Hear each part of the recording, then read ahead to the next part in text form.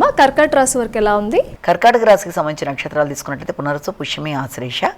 ఈ కర్కాటక రాశి వాళ్ళకి ఆకస్మికమైన పనులలో అంటే అది ఆరోగ్యానికి సంబంధించి కానీ, ప్రయాణాలకు కానీ, ముఖ్యమైన ఆలోచనలకు కానీ అవకాశం ఉన్న రోజు అయినప్పటికీ కూడా ఇవన్నీ తాత్కాలికంగా వాయిదా పడ్డాం. ముఖ్యంగా ఆరోగ్య సంబంధమైన విషయాల్లో తగిన విధంగా శ్రద్ధ తీసుకుంటూ ముందుకు వెళ్ళాలి. అనవసరమైన ఘర్షణలకి అవకాశం ఇవ్వకూడదు. ముఖ్యంగా వృత్తి చేసే ప్రదేశాల్లో కానీ లేకపోతే కుటుంబ సభ్యులతో కానీ మాట్లాడేటప్పుడు సేవకులతో కూడా ఎట్టి పరిస్థితుల్లోనూ ఘర్షణ రాకుండా జాగ్రత్త తీసుకోవాలి.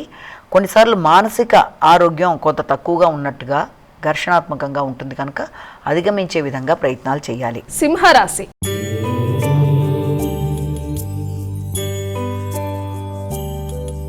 సింహరాశి వారి ఫలితాలు ఎలా ఉన్నాయండి? సింహరాశిలోకి వచ్చే నక్షత్రాలని ప్రధానంగా తీసుకున్నట్లయితే మఖ, పుబ్బ, ఉత్తర.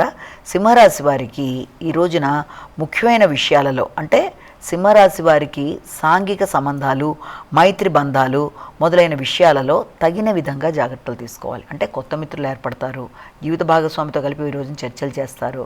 అయినప్పటికీ కూడా కొత్త వ్యక్తుల పరిచయాల వల్ల కావచ్చు, లేకపోతే వారితో మీకు మాటల విషయంలో కానీ, ఆర్థిక సంబంధ వ్యవహారాల్లో కానీ, వ్యాపార భాగస్వామ్య వ్యవహారాల్లో కానీ, కొత్త వ్యక్తులతో కానీ, కొత్త పరిచయాలతో కానీ మోసపోకుండా తగిన విధంగా జాగ్రత్తలు తీసుకుంటూ నూతన పరిచయాలలో చాలాసార్లు ఆచితూచి వ్యవహరిస్తూ ముందుకు వెళ్ళినట్లయితే సమస్యల్ని అధిగమించగలుగుతారు. కన్యా రాశి.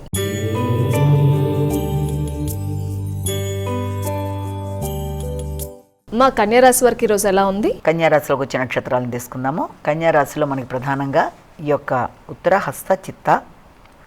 కన్యా రాశి వారికి ఈ రోజున ఏదన్నా మీకు ఇంతకు ముందుండే లోన్లు ఏమన్నా ఉంటే వాటిని మీరు ఇది చేసేసుకోవడం, అంటే ఏదైనా రుణాలు ఉంటే రుణాలని మీరు పూర్తి చేస్తారు.